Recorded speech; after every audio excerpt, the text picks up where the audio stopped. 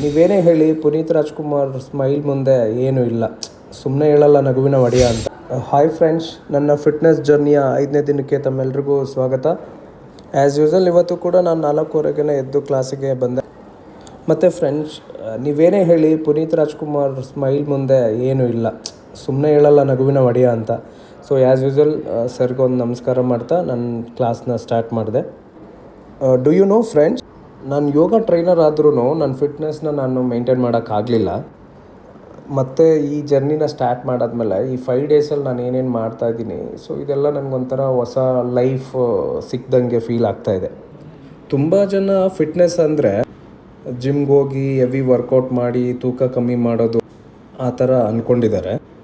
But ನನ್ನ ಪ್ರಕಾರ ನಮ್ಮ ಮನಸ್ಸು ಮತ್ತು ನಮ್ಮ ದೇಹನ ಕಂಟ್ರೋಲಲ್ಲಿ ಮತ್ತು ಹೆಲ್ತಿಯಾಗಿ ಇಟ್ಕೊಳ್ಳೋದು ಫಿಟ್ನೆಸ್ ಅಂತ ನಾನು ಅಂದ್ಕೊಂಡಿದ್ದೀನಿ. ಡೈಲಿ ಎಕ್ಸಸೈಸ್ ಮಾಡೋದ್ರಿಂದ, ಯೋಗ ಮಾಡೋದ್ರಿಂದ ನನಗೊಂದು ಇವಾಗ ಅರ್ಥ ಆಗಿದೆ. ವೆಯ್ಟ್ ಲಾಸ್ ಮಾಡೋದು ಲೇಟ್ ಆಗ್ಬೋದು, ಬಟ್ ಮನಸ್ಸಿಗೆ ಒಂದು ಶಾಂತಿ ನಿಜವಾಗಿಯೂ ಸಿಕ್ಕಿದೆ. ನೀವು ಕೂಡ ಫ್ರೆಂಡ್ಸ್, ನೀವು ಲೈಫಲ್ಲಿ ಎಷ್ಟೇ ಬ್ಯುಸಿ ಇದ್ರೂ ಅಟ್ಲೀಸ್ಟ್ ಒಂದು 20 to 30 ಮಿನಿಟ್ಸು ವರ್ಕೌಟ್ ಮಾಡಿ ಆರೋಗ್ಯನ ಕಾಪಾಡ್ಕೊಳ್ಳಿ. ಯಾಕೆಂದರೆ ಲೈಫಲ್ಲಿ ದುಡ್ಡು ಬೇಕಾದರೆ ಯಾವಾಗ ಬೇಕಾದರೂ ಸಂಪಾದನೆ ಮಾಡ್ಬೋದು. ಏನಾದರೂ ಆರೋಗ್ಯ ಕೆಡ್ತು ಅಂತಂದರೆ ನಾವು ನಮ್ಮ ಮನೆಯವ್ರಿಗೂ ಭಾರ ಆಗಿಬಿಡ್ತೀವಿ. ನಾನು ತುಂಬ ವರ್ಷ ನಾಳೆ ಮಾಡೋಣ, ನಾಡಿದ್ದು ಮಾಡೋಣ ಅಂತ ಸುಮ್ಮನೆ ಟೈಮ್ ಪಾಸ್ ಮಾಡ್ತಾಯಿದ್ದೆ. ಸೊ ನನಗಿವಾಗ ಅನ್ನಿಸ್ತಾ ಇದೆ ನಾನು ಒಳ್ಳೆ ಡಿಸಿಷನ್ ತೊಗೊಂಡಿದ್ದೀನಿ ಅಂತ. ಮತ್ತು ತುಂಬ ಜನ ಅನ್ಕೊಬೋದು 5 ದಿನ ಚಿಕ್ಕ ವಿಚಾರ ಅಂತ, ಆದರೆ ನನಗೆ ಆ್ಯಕ್ಚುಲಿ ಇದು ದೊಡ್ಡ ಗೆಲುವು ಅನ್ನಿಸ್ತಾ ಇದೆ. ಯಾಕೆಂದರೆ ಇದಕ್ಕಿಂತ ಮುಂಚೆ ನಾನು ಎಷ್ಟೋ ಸಲ ಮಾಡೋಣ, ವರ್ಕೌಟ್ ಮಾಡೋಣ ಅಂತ ಸ್ಟಾರ್ಟ್ ಮಾಡಿ 1 ಡೇ 2 ಡೇ ಮಾಡಿ ಮಲ್ಕೊಂಬಿಡ್ತಾಯಿದ್ದೆ. ಸೊ ಬಟ್ ಇವಾಗ ನಿಜವಾಗ್ಲೂ ತುಂಬ ಚೇಂಜಸ್ ಇದೆ ನನ್ನ ಬಾಡಿನಲ್ಲಿ. ಬಟ್ ಆದರೆ ಈ ಸಲ ನಾನು ಸಕ್ಸಸ್ ಆಗೋವರೆಗೂ ವರ್ಕೌಟ್ನ ನಿಲ್ಲಿಸಲ್ಲ. ಇವತ್ತಿನ ವರ್ಕೌಟಲ್ಲಿ ಏನಿತ್ತಂದರೆ ನಾಡಿ ಶುದ್ಧ ಪ್ರಾಣಾಯಾಮನ ಮಾಡಿದೆ. ಅದಾದಮೇಲೆ ನಾನು ಪ್ರಾಕ್ಟೀಸ್ ಮಾಡಿದ್ದು ಕ್ಯಾಟ್ ಆ್ಯಂಡ್ ಕೌ ಪೋಸ್ ಅಂತ. ಸೊ ಈ ಎಕ್ಸಸೈಸ್ ಮಾಡೋದ್ರಿಂದ ನಮಗೆ ಬ್ಯಾಕ್ ಪೇನ್ಸು ಏನಾದರೂ ಇತ್ತಂದರೆ ಬೇಗ ನಿವಾರಣೆ ಆಗುತ್ತೆ. So it's easy exercise. So ನೀವು ಮನೆಯಲ್ಲಿ ಟ್ರೈ ಮಾಡಿ. ಸೊ ಕ್ಯಾಟ್ ಆ್ಯಂಡ್ ಕೌ ಅಂತ. ಸೊ ಇನ್ಹೇಲ್ ಮಾಡ್ತಾ ಉಸಿರನ್ನ ಎಳ್ಕೊಳ್ತಾ ಮೇಲ್ ನೋಡಬೇಕು.